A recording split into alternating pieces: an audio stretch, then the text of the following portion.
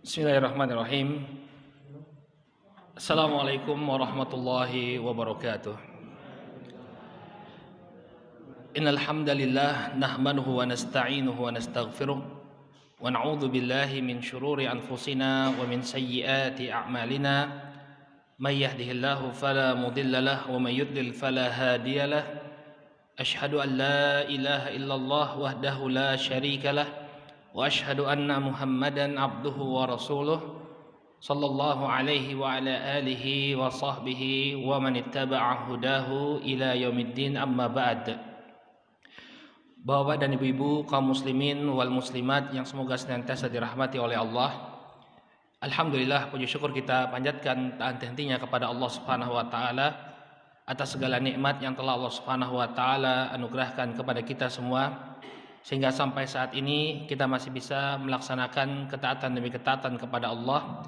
Kita berharap mudah-mudahan Allah Subhanahu wa taala menganugerahkan keistiqomahan kepada kita semua. Amin ya rabbal alamin. Bapak dan Ibu kaum muslimin wal muslimat yang semoga senantiasa dirahmati oleh Allah. Insyaallah di kesempatan malam hari ini kita akan kembali melanjutkan pelajaran kita membahas perjalanan hidup junjungan kita Nabi Muhammad sallallahu alaihi wa ala alihi wasallam.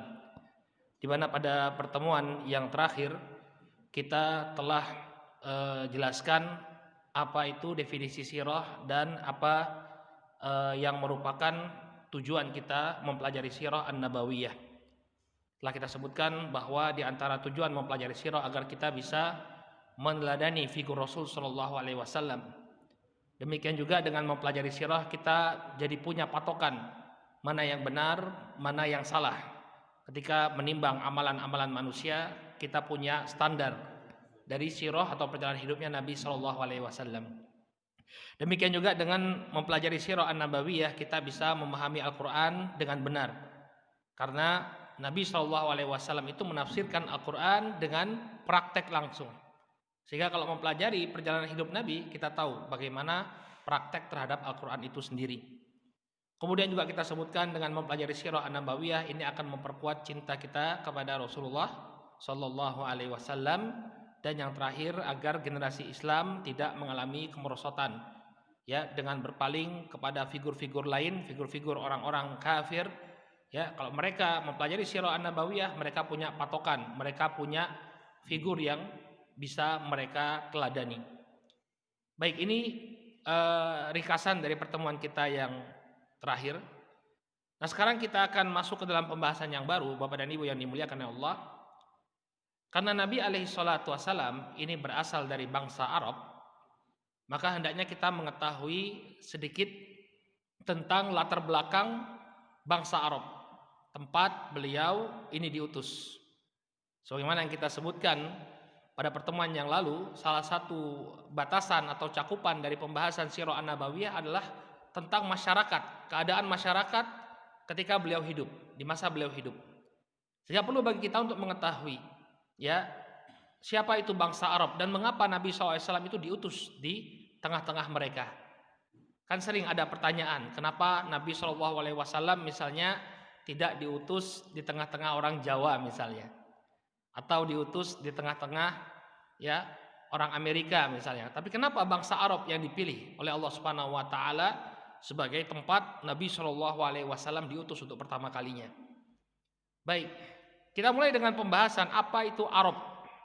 Ya, kita sering mengatakan Arab, bangsa Arab. Bangsa Arab, ya. Arab itu secara bahasa itu artinya padang pasir. Disebutkan oleh Syekh Sofiyur Rahman Al-Mubarakfuri dalam Rahiqul Maktum, beliau menyebutkan makna dari Arab itu adalah padang pasir atau tanah yang gersang. Kenapa mereka atau bangsa ini disebut sebagai bangsa Arab? Karena mayoritas tempat yang mereka tempati ini adalah tempat yang gersang. Kalau Bapak dan Ibu pernah berangkat umroh, ya, pernah berangkat umroh, kita bisa melihat betapa gersangnya Jaziratul Arabiyah. Ya, kiri kanan yang kita lihat apa? Daerah tandus. Daerah tandus. Kecuali di kota Madinah, mungkin kalau di kota Madinah kita sedikit melihat ada kebun-kebun kurma. Tapi mayoritas secara geografis, secara mayoritas Jaziratul Arabiyah adalah daerah yang tandus. Nah, kita bisa lihat kalau dipoto dengan satelit itu Beda dengan Indonesia ya. Kalau Indonesia rata-rata apa? Hijau. Walaupun sudah mulai gundul sana sini ya. Sudah mulai ada gurun pasirnya ya. Tapi mayoritas masih hijau karena kita daerah tropis. Kalau di sana banyaknya itu coklat muda. Apa maksud coklat muda? Gurun pasir. Daerah yang tandus. Ya. Daerah yang tandus. Oleh karena itulah dahulu orang kalau menamakan suatu bangsa, mereka tamakan sesuai dengan keadaan geografisnya. Maka bangsa yang menempati daerah yang tandus ini ya disebut sebagai bangsa Arab. Nah, ini sudah disebutkan dari dahulu kala. Nah, batasan Jaziratul Arabiyah sendiri, Bapak dan Ibu yang dimuliakan oleh Allah. Nah, ini dia batasan Jaziratul Arabiyah. Kok nggak ganti ya? Kita lihat di sini ya, Jazirah Arab ini bagian baratnya dia berbatasan dengan Laut Merah dan Gurun Sinai. Jadi yang kita angkat di sini adalah Arab yang asli, jangan Arab yang sekarang. Kalau Arab sekarang itu dia membentang dari Mauritania. Dari Mauritania sampai Irak itu semuanya bangsa Arab. Tapi di masa sebelum Islam, ya yang namanya bangsa Arab hanya berdiam di sini saja. Ya kapan Mauritania, Aljazair, kemudian Libya, daerah-daerah di Afrika Utara itu menjadi kawasan bangsa Arab?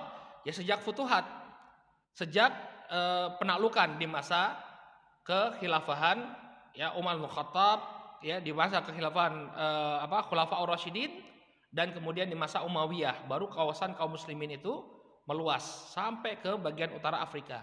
Namun sebenarnya orang Arab sendiri mereka hanya orang-orang yang mendiami daerah ini, Jaziratul Arabiyah. Inilah asal muasalnya orang Arab. Ya, adapun Aljazair, Libya ini baru menjadi Arab. Bahkan Mesir, kita tahu Mesir itu kan penduduk aslinya orang-orang Kipti, bangsanya Fir'aun. Apakah Fir'aun orang Arab? Bukan. Ya, mereka orang Kipti. Ya, orang Kipti yang sekarang disebut Koptik. Ya. Tapi bangsa Arab ini mereka yang mendiami Jaziratul Arabiyah. Nah, bagian baratnya dia berbatasan dengan Laut Merah dan Gurun Sinai.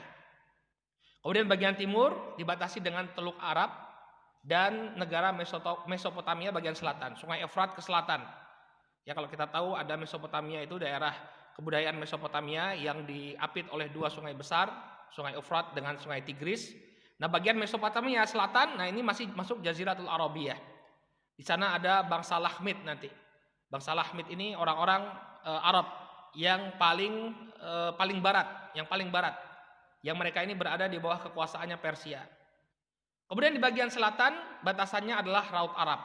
Kalau Yaman itu justru Yaman itu yang Arab asli. Ya. Kemudian bagian utara negeri Syam. Ya, negeri Syam ini nanti ada namanya suku Gosan. Suku Gosan ini dia orang Arab tapi berada di bawah kekuasaan Romawi. Ya.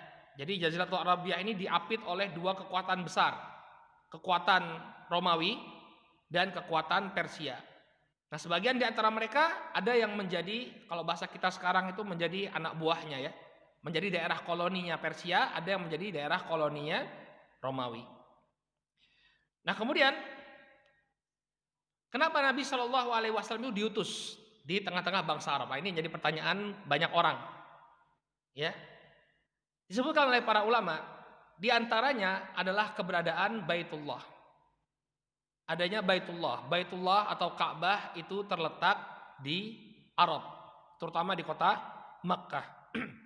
Ini menjadi sentral. Menjadi sentral kaum muslimin, menjadi sentral kegiatannya bangsa Arab. Jadi bangsa Arab itu banyak di antara mereka yang masih mempraktekkan tradisi yang diwariskan oleh Ibrahim alaihissalam. Sehingga mereka berkumpul ke Baitullah. Di musim-musim haji mereka datang ke Baitullah. Ya, karena ada Baitullah ini, jadi Nabi SAW itu tidak perlu ya berdakwah jauh-jauh.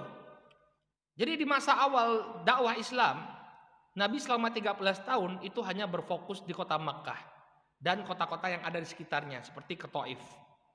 Jadi beliau nggak kemana-mana. Kenapa? Karena orang yang datang ke sana. Bangsa Arab dari segala penjuru mereka punya kebiasaan datang untuk pergi berhaji. Jadi haji itu adalah ibadah yang bukan lahir sejak Islam saja, tapi sebelum Islam, sebelum Nabi SAW diutus mereka sudah berhaji. Cuma tentunya hajinya berbeda. Seperti mereka punya kebiasaan ya berhaji, tawaf mengelilingi Ka'bah dalam keadaan tidak mengenakan pakaian. Ya, jadi dulu orang-orang jahiliyah ya mereka tawaf dalam keadaan telanjang. Kemudian ketika mereka tawaf pun mereka menghormati berhala-berhala yang ada di sekitar Ka'bah. Ini hajinya jahiliyah. Ya. Nah, Nabi SAW nggak perlu kemana-mana. Dengan keberadaan Baitullah, orang-orang datang ke kota Makkah, kemudian mendapatkan dakwah dari Nabi SAW. Banyak kalau kita nanti belajar, Bapak dan Ibu yang dimuliakan oleh Allah, bagaimana kota Madinah itu bisa berubah menjadi ya kota Islam, menjadi kotanya Nabi SAW, menjadi negeri Islam, itu karena orang-orang Madinah ini pergi haji. Kemudian di sana didakwahi oleh Rasul SAW, mereka pun masuk Islam, sehingga Nabi SAW kemudian memerintahkan para sahabat untuk berhijrah ke sana. Ini yang pertama, ada keberadaan Baitullah. Kemudian yang kedua, faktor yang kedua, kenapa Nabi SAW diutus di tengah-tengah bangsa Arab? Karena mereka memiliki keseragaman bahasa. Jadi Jazirah Arab yang demikian besar ini, dari ujung ke ujung, dari utara ke selatan, dari barat ke timur, ini bahasanya sama. Ya, sehingga orang kalau dia memiliki bahasa yang sama, mudah untuk berkomunikasi, mudah untuk didakwahi. Jadi tidak ada faktor bahasa sebagai pengganjal dakwah beliau di masa-masa awal. Ya. Coba kalau misalnya beliau diutus di Indonesia dulu ya, bukan zaman sekarang. Kalau sekarang kita ada bahasa persatuan, bahasa Indonesia. Ya. Sekarang bahasa Jawa dengan bahasa Sunda sudah berbeda. Ya. Dengan bahasa Bali sudah berbeda. Dengan bahasa Melayu sudah berbeda. Ada barrier, ada penghalang untuk berdakwah. Tapi tidak demikian dengan bangsa Arab. Ya, mereka semua bahasanya sama, maka akan mudah bagi Nabi SAW untuk berdakwah. Kemudian yang ketiga, ya, bangsa Arab ini dikenal sebagai bangsa yang ummi, illiterate. Illiterate itu artinya tidak bisa baca tulis. Kebiasaan mereka, mayoritas mereka tidak bisa baca tulis.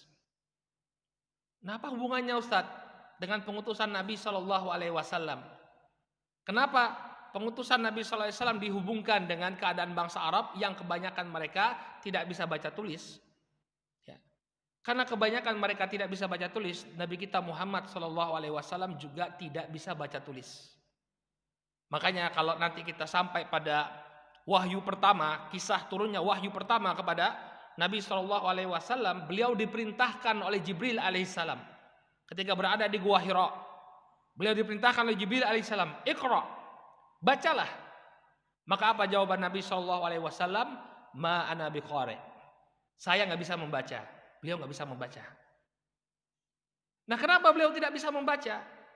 Kenapa beliau diutus di tengah-tengah bangsa Arab yang tidak bisa membaca? Karena kalau beliau bisa membaca, Bapak dan Ibu, maka orang-orang akan dengan mudah menuduh bahwa ajaran Islam ini diciptakan oleh Nabi SAW karena beliau banyak membaca kitab-kitab suci terdahulu. Ya, kalau beliau bisa membaca, beliau baca Injil, beliau baca Taurat, kemudian beliau mensintesa agama yang baru, namanya Islam. Dan tuduhan ini sudah ada.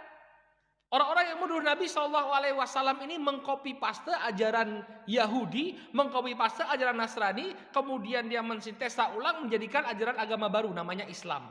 Ada orang-orang orientalis yang menuduh Nabi SAW seperti ini. Maka dengan ya Nabi SAW tidak bisa membaca dan menulis, maka tuduhan ini dengan gampang kita tepis. Gimana nggak bisa baca kok bisa mensintesa?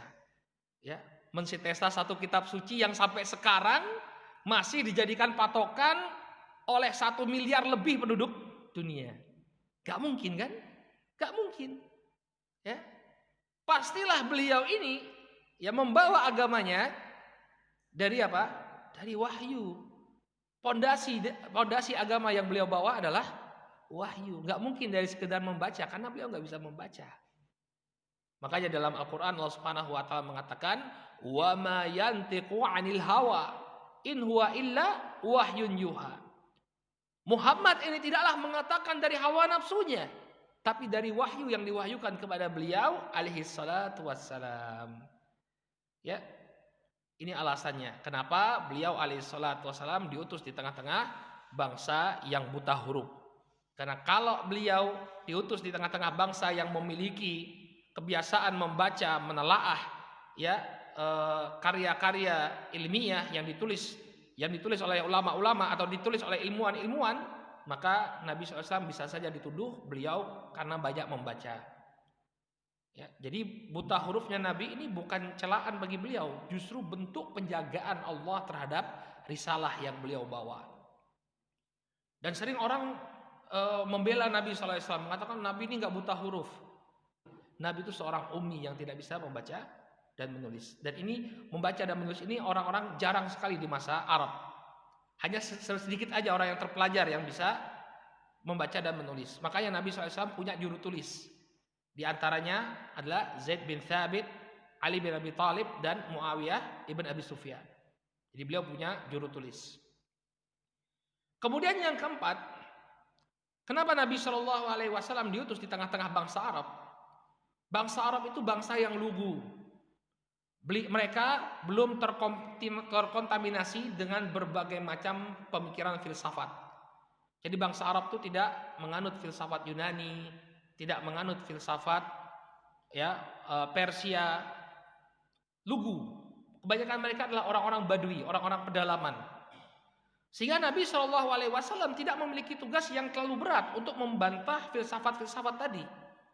Beliau bisa fokus untuk membenahi tauhid dari masyarakat tadi yang rusak. Jadi tanpa harus banyak melakukan bantahan-bantahan. Kalau sudah termasuk pikiran, banyak pemikiran, maka akan lebih kompleks dakwah yang beliau hadapi. Tapi karena bangsa Arab ini masih polos, tidak terpengaruh dengan berbagai macam filsafat yang berkembang ketika itu, ya, Nabi SAW itu kan di abad ke-6 Masehi. Tentu sebelum beliau lahir sudah banyak filsafat-filsafat yang ada di tengah-tengah manusia. Ada filsafat Yunani, ada filsafat Persia, ada filsafat Cina, ya, ada filsafat Hindu. Tapi Nabi tidak menghadapi itu semua. Yang dihadapi oleh beliau adalah kemusyrikan bangsa Arab. Jadi beliau bisa fokus ke sana. Kemudian yang kelima, letak yang strategis untuk memulai dakwah.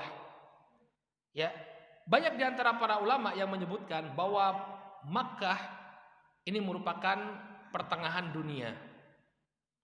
Mungkin sebagian kita akan memprotes bagaimana mungkin Makkah itu di pertengahan dunia. Ya, garis yang membelah dunia ini, membelah bumi, garis apa namanya? Khatulistiwa. Makkah itu kena khatulistiwa enggak? Enggak. Nah, kita jangan membayangkan dunia ini sama seperti di masa Nabi SAW. Ya, di masa itu ya benua Afrika belum ada penduduknya, belum ditemukan, ya. Jadi lihatnya di masa Nabi. Jadi kalau di masa Nabi itu, ya manusia itu tahu dunia ini seperti ini. Ya, paling paling timurnya paling Cina. Terus di Afrika. Nah, kalau kita lihat ini petanya Ptolemy. Ptolemy itu historian, ahli sejarah dari Yunani. Jadi di masa Nabi SAW dunia itu ya baru segini, yang diketahui itu dunia itu baru segini. Yang punya peradaban, yang punya penduduk. Nah, kalau kita bawa kota Makkah pas berada di tengah. Sehingga nanti mudah untuk melakukan dakwah. Mudah untuk melakukan dakwah. Letaknya sangat strategis di tengah-tengah. Ya. Nah, ini kalau kita kita alihkan ke masa kita sekarang, ya baru sampai sini dunia ini. Pas. Ya, nama Indonesia zaman itu mungkin belum terkenal, belum ada ya, belum sampai ke ke tengah-tengah bangsa-bangsa yang lain. Ya. Jadi inilah maksudnya para ulama, kenapa Nabi SAW itu diutus di tengah-tengah bangsa Arab, karena posisi Jaziratul Arabiyah yang strategis, yang berada di tengah-tengah. Ya, buktinya apa? Islam itu sangat mudah tersebar. Kita tahu Islam itu tersebar dalam waktu yang sangat cepat. Bahkan di masanya Umar bin Khattab tidak lama, kan Abu Bakar itu hanya menjabat sebagai khalifah 2 tahun. Pasca wafatnya Nabi SAW, beliau kemudian meninggal dunia. Lalu tampuk kekhilafahan dipegang oleh Umar. Selama Umar menjadi khalifah, Islam langsung tersebar, mulai dari bagian utara Afrika sampai ke Iran sekarang.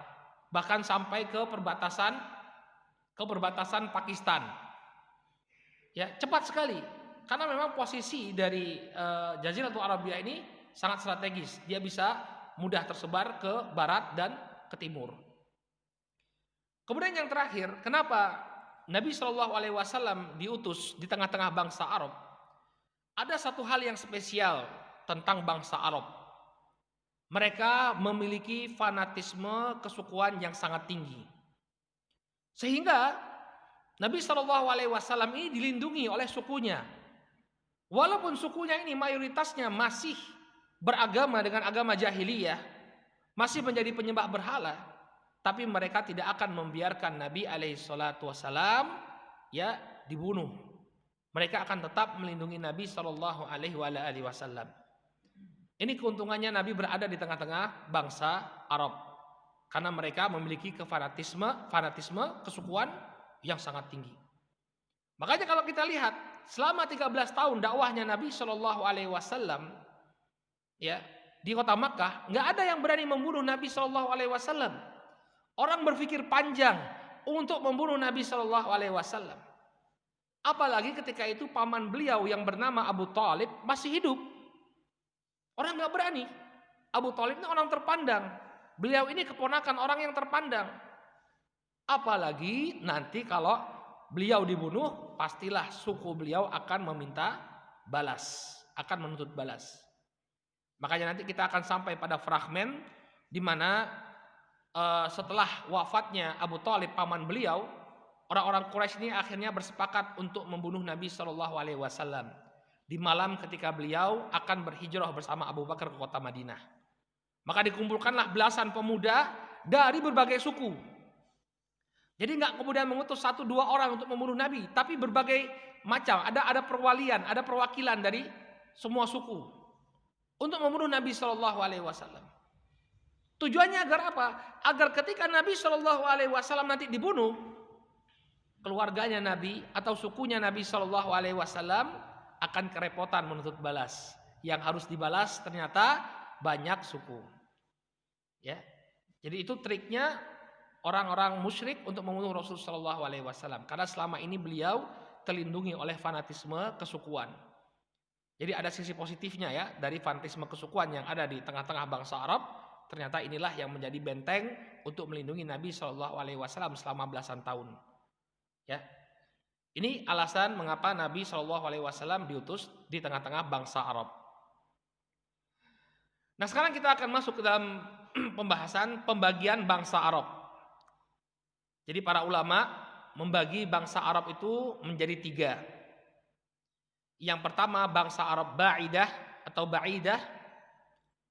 Kemudian yang kedua bangsa Arab aribah. Yang ketiga bangsa Arab musta'ribah. Ya. Bangsa Arab ba'idah ini adalah bangsa Arab yang terdahulu, yang sudah punah. Jadi dahulu bangsa Arab ini lumayan memiliki kebudayaan yang cukup tinggi. Di antaranya adalah bangsa Tsamud. Bangsa Tsamud, kalau Bapak dan Ibu pernah lihat di utara Saudi Arabia atau di daerah Jordania ada peninggalan-peninggalan bersejarah di mana gunung-gunung batu yang ada di tengah gurun itu dipahat. Ya, dipahat. Ada nggak nih saya buat? Oh, nggak ada. Ya. Di tempat yang lain mungkin. Ya. Mereka punya karya berupa apa? Gunung-gunung batu yang dipahat.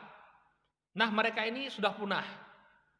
Ya, para ulama menjelaskan di antara mereka ini adalah orang-orang yang ingkar kepada Allah Subhanahu wa taala. Kaumnya Nabi Hud dan kaumnya Nabi Saleh yang diadab oleh Allah Subhanahu wa taala sehingga mereka hilang, punah. Tinggal hasil budayanya saja yang masih tersisa. Nah, kemudian yang kedua ada namanya Arab Aribah. Arab Aribah ini adalah bangsa asli Arab setelah punahnya bangsa Arab Ba'idah tadi. Mereka ini adalah bangsa Arab yang tinggal di negeri Yaman. Jadi asalnya bangsa Arab itu adalah orang-orang Yaman. Nah, mereka ini terbagi menjadi 2 kelompok besar. Yang pertama adalah Qabilah Himyar. Yang kedua Qabilah Kahlan. Ini 2 kelompok besar bangsa Arab Aribah yang berada di negeri Yaman. Ya, jadi asal muasalnya orang Arab tuh ngumpulnya tuh di negeri Yaman. Sebelum adanya migrasi, ya, mereka itu berasalnya dari negeri Yaman. Nah, kemudian Bapak dan Ibu, terjadi suatu bencana besar di negeri Yaman. Mereka memiliki sebuah bendungan yang sangat besar untuk mengalirkan air ke pertanian-pertanian mereka. Jadi bangsa Arab ini di Yaman ini agak beda dia. Ada daerah-daerah yang subur. Di antaranya negeri Sabak. Kalau Bapak dan Ibu pernah mendengar cerita Nabi Sulaiman yang pernah mengirim surat kepada Ratu Bilqis, ya, itu asalnya dari Yaman, dari negeri Sabak. Nah, ini bagian yang kanan itu singgasananya. Ya, yang ada sekarang masih ada di daerah Ma'rib di negeri Yaman. Nah, mereka ini asal muasalnya tinggal di sana di Yaman, tapi kemudian terjadi musibah. Ya, di sana ada bendungan yang besar. Nah, ini bendungan, namanya bendungan Ma'rib, sampai sekarang masih ada. Ya, tapi sudah dibangun baru ya, sudah dibangun baru karena bangunan yang lama sudah hancur. Nah, bendungan ini jebol, sehingga menyebabkan lahan pertanian yang mereka miliki rusak. Mau tidak mau mereka bermigrasi. Bermigrasi artinya pindah ke daerah utara untuk mencari penghidupan yang lebih baik. Mereka menyebar ke seluruh daerah Jazirah Arabiyah, menempati daerah-daerah yang masih kosong di bagian utara. Jadi asal muasalnya bangsa Arab yang ada sekarang, ya, asal muasalnya dari sini, dari Yaman. Ya. Dan perawakan mereka sama kayak kita. Kalau saya dulu pernah belajar di Yaman 3,5 tahun di sana, ya, orang Yaman itu orang Arabnya nggak besar-besar. Ya, seperti kita. Ya, kayak orang Indonesia, mereka nggak besar-besar. Jadi kalau Bapak dan Ibu lihat orang Arab yang besar-besar, ini bisa jadi mereka orang Mesir, atau kalau kulitnya agak hitam itu orang Sudan, atau orang Suriah, badannya besar-besar, atau orang Irak. Kalau orang Yaman kecil-kecil.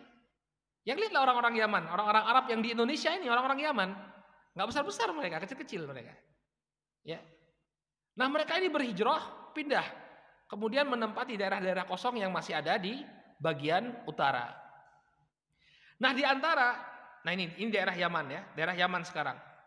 Ya, dari sinilah asal muasalnya bangsa Arab yang sekarang memenuhi Jaziratul Arabiyah, mulai bahkan sampai ke Mauritania. Ya, bahkan sampai ke Spanyol. Spanyol itu juga banyak yang membebaskan negeri Spanyol itu orang-orang dari Yaman. Ibnu Khaldun, salah seorang ulama besar Islam, ahli sejarah, itu kalau dilihat nasabnya kembali ke Hadramaut yang ada di peta. Ya, kembali ke Hadramaut. Nah, rata-rata orang Arab di Indonesia itu asalnya dari sini, dari Hadramaut. Ya, dari Hadramaut. Aslinya mereka dari Yaman.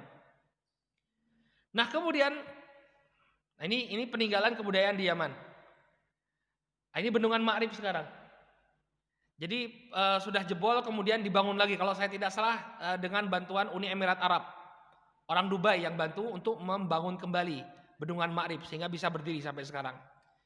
Adapun yang gambar atas ini rekonstruksi ulang. Jadi seperti apa sih bendungan Ma'rib itu zaman dahulu? Nah, ini gambar rekonstruksi ulangnya. Nah, kemudian yang gambar pojok itu ini singgasana Ratu Saba. Masih ada sampai sekarang. Bekas-bekasnya Ratu Saba, Bilqis tadi.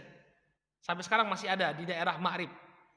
Sekitar 200 kilo dari kota Son'a, ibu kota negara Yaman. Nah, kemudian yang di bawah ini peradaban kota Shibam. Ini juga di Hadramaut. Itu skyscraper itu. Tinggi sekali. Kalau Bapak dan Ibu lihat, bawah itu mobil. Ya, jadi mereka bisa membangun bangunan dengan belasan tingkat. Makanya kita bilang pecakar langit. Belasan tingkat hanya dengan bahan apa? Tanah liat dicampur dengan jerami. Masya Allah. Tapi jangan coba di sini ya. Hujan lebat, hujan deras, rubuh semua rumah ya. Di sana tingkat hujan itu sangat rendah. Jarang sekali terjadi hujan di sana. Makanya aman-aman saja bangunan tinggi ya 14-15 lantai dibangun dengan tanah liat dan jerami. Saya sudah pernah masuk ke rumah yang mereka bangun. itu walaupun di daerah yang gersang tapi dalamnya itu dingin sekali. Karena memang campuran jerami dan tanah liat ini bisa menahan panas dari luar. Sehingga walaupun kita di dalam rumah itu, ya bagian luar rumah itu terpapar matahari selama berhari-hari itu, ya di dalam rumah itu tetap adem. Sampai sekarang masih ada. Saya sudah pernah lewat di sini dan pernah masuk ke rumah yang dibangun dengan dengan jerami dan tanah liat. Nah ini banyak mereka melakukan hijrah, ya. Dari Ma'rib tadi setelah terjadi banjir bandang, mulailah orang-orang Yaman ini hijrah. Ada beberapa faktor selain dari banjir yang terjadi, ya pecahnya bendungan Ma'rib. Ada faktor lain yang menyebabkan mereka hijrah. Di antara faktor lain karena ada blokade dari bangsa Romawi. Jadi bangsa Romawi itu menguasai Laut Merah. Sehingga mereka tidak bisa leluasa melakukan perdagangan.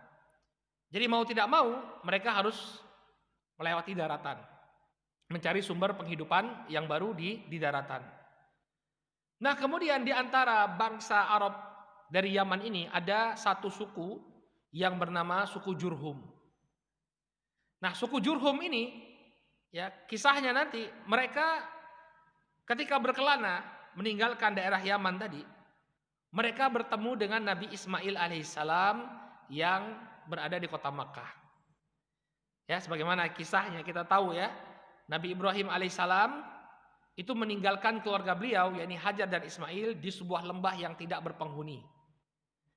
Ya, yang kemudian nanti Hajar ketika bertanya kepada Ibrahim alaihissalam, apakah Allah Subhanahu wa taala yang menyuruh engkau untuk meninggalkan kami di sini? Maka kata Nabi Ibrahim, "Na'am, iya." Kemudian kata Hajar, kalau begitu Allah tidak akan menyanyiakan kami. Kalau memang Allah yang menyuruh kami untuk tinggal di sini, maka Allah tidak akan menyanyiakan. Sampai kemudian Nabi Ibrahim alaihissalam meninggalkan keluarga yang di sana, Hajar dan Ismail kehabisan bekal. Waktu itu Ismail dalam keadaan apa? Dalam keadaan sedang menyusui. Ya. Sehingga kemudian Hajar berusaha untuk mencari air. Bagaimana seorang ibu ya? Seorang ibu ya ketika anaknya ingin menyusui sudah tidak punya ASI lagi, dia cari sumber air. Kemudian naiklah Hajar ke bukit Sofa nyari air, nggak ada. Kemudian turun lagi naik ke bukit Marwah, nggak ada air. Turun lagi ke lembah, kemudian naik lagi. Ya, kemudian inilah yang diabadikan sebagai ibadah sa'i. Kalau orang melakukan haji dan umrah ada ibadah sa'i.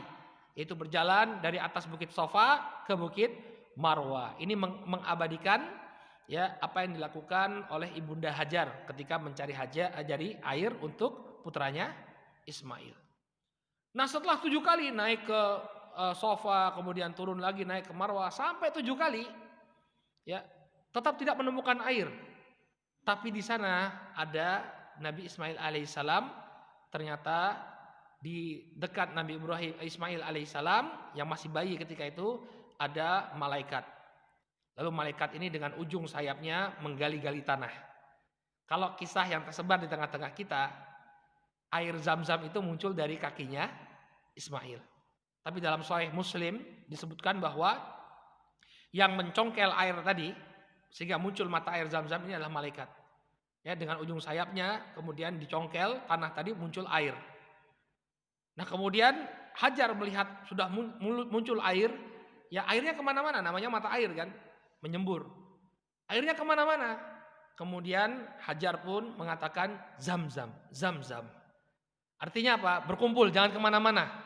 Ya, berkumpul, jangan kemana-mana. Akhirnya beliau membuat batasan agar air Zam-Zam itu tidak mengalir kemana-mana.